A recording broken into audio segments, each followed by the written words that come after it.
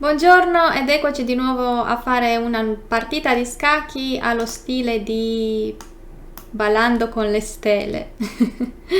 Questa volta giochiamo l'inglese, l'apertura inglese con l'alfiere in fianchetto. Devo decidere se giocare D3 e 3 o D3 e 4.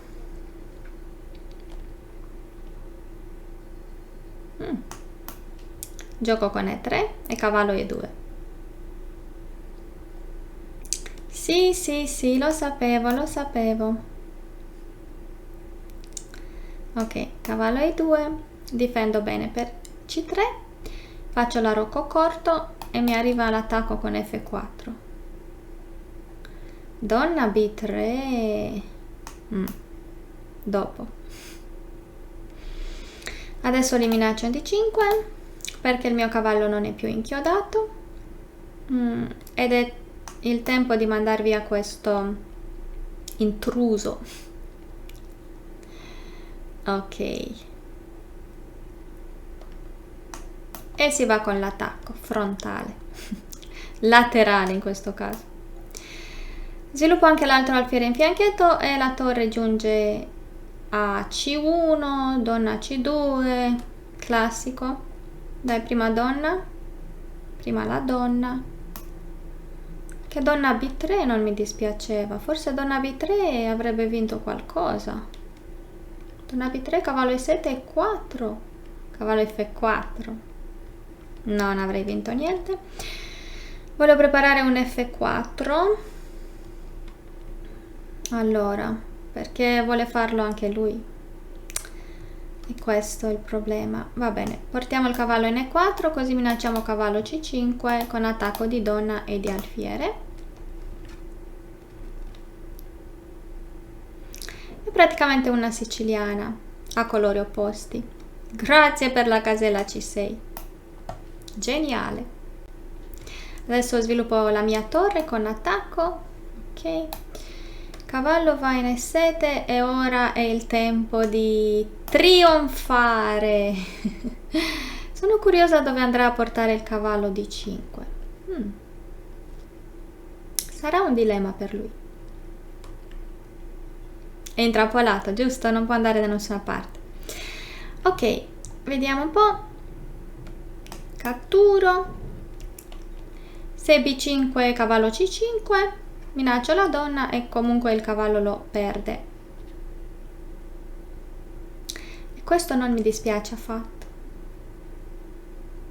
Lo dico con tutta la gentilezza. E con tutto il rispetto, evidentemente. Ok, vediamo. Mossa 17. Buon tempo. Cavallo F4 vuole aprirmi il re. Ok, almeno aprire il re, se tanto lo va a perdere. Ok, ma qua devo chiudere per non permettere alla donna di giungere a G4. Ok, facciamo il cambio d'alfieri. Il cavallo in A4 è protetto. Non vedo nessun attacco da sua parte, magari G6. Però tenterò di tenere le cose chiuse. Giunge la torre in D1 per minacciare la donna. Sto minacciando C7 ma in realtà non posso prendere perché perdo il cavallo in A4. Devo fare attenzione. Oh, mi sta minacciando questa torre. Va bene, minaccio la donna. Magari donna E8 per riportarla così. Però dovrei venire col cavallo in G3 una volta che lo fa. Cosa dite di alfiere prende E5? Andiamo a complicare le cose. Cavallo prende per F5.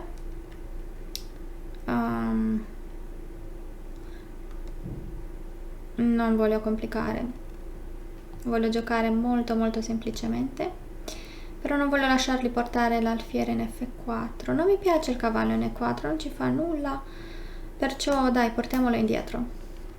Da qua può arrivare in D5 oppure dopo cavallo G3 l'altro cavallo viene in E2. Devo difendere un po' il re, non voglio lasciargli alcun controgioco, non ha senso. Ok, non mi lascia andare là. Se gioco F4 no, perché aprire? Ok, se gioca H5, gioco H4, li sacrifico un pedone, poi torre H1 che si apre la colonna H. Ok, gioca così. E vedete che adesso mi difendo, ok? Perché ho un cavallo in più e non ha senso rischiare e lasciargli alcun controgioco, perciò gioco un po' in difensiva e poi al momento opportuno ritorno molto attiva e con un attacco devastante. Ok, adesso vorrei giocare donna C3 minacciando cavallo per F4. Va bene, per ora la donna in F7 difende G7, però almeno mi sto raddoppiando le torri.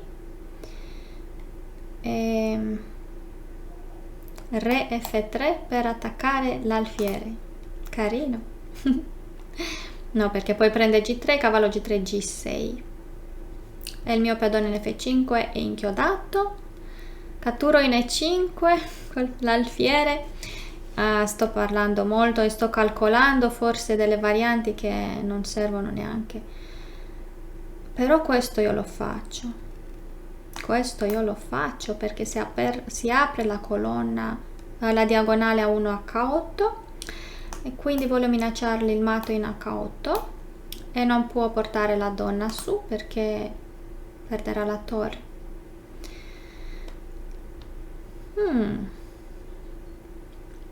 Non mi doveva lasciar fare questo. Ok, ma posso giocare anche E5 in realtà. E5 e poi va bene, dai.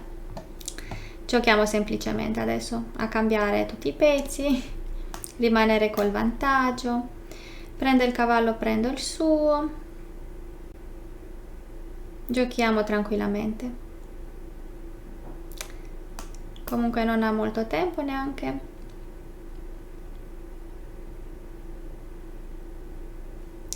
...31 mosse.